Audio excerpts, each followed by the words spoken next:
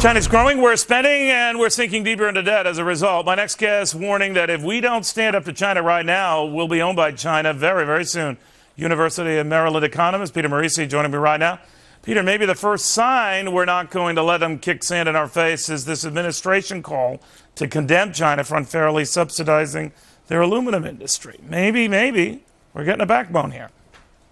Oh, I don't think so. The administration's under a lot of pressure from basic industry, steel, aluminum, and others to stand up to China. So it's making some token gestures. It's going to enforce the dumping laws more rigorously, for example. But the bottom line is China's across-the-board subsidies, its undervalued currency, essentially buys our dollars and converts it to debt every day, is putting it in a position where so much of our industry is going abroad, and they hold so many dollars, they'll be able to buy up what's left in about 10 years. But still, Peter, I'm sure the Chinese have gotten word to the White House.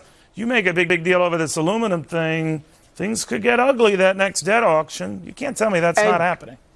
Don't kid yourself. This president is afraid. He's absolutely afraid. But he's taken on this aluminum subsidy notwithstanding. In fact, it's better than $500 million worth of aluminum imports. Chump change in the scheme of things, I know. But a statement nevertheless, right? Well, a statement, yes, but in a statement to try to get him through the next election. Today, the man was casting about the economy. I have my team working on it. It sounded like George Bush at the beginning of the financial crisis in 2008. This guy's out of ideas. Do you think then the better part of valor would be to make a new, bad guy?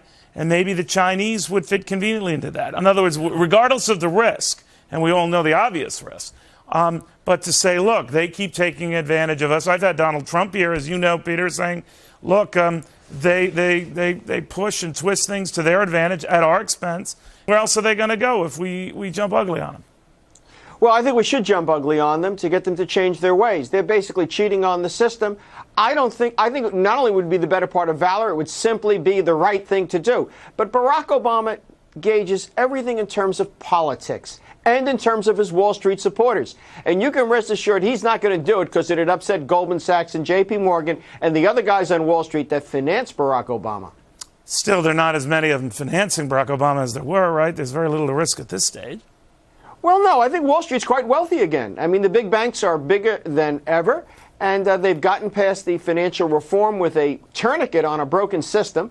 I think that the president is still quite interested in appeasing Wall Street, which hopes to make lots of money cutting deals, selling our industry to China.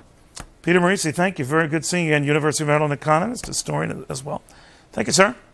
Take care.